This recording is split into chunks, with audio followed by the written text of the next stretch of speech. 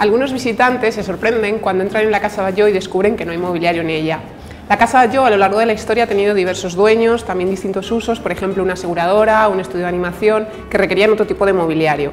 En la actualidad, como monumento, por cuestiones de afluencia y de mantenimiento, no podemos tener todo el mobiliario.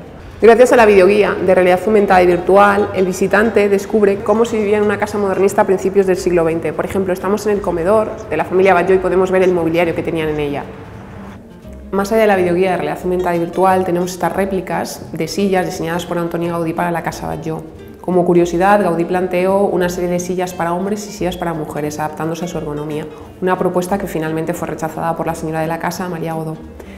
En esta serie de fotografías que tenemos aquí procedentes del Arxiu Mas podemos ver cómo estaba dispuesto el mobiliario y la decoración en distintos espacios de la casa.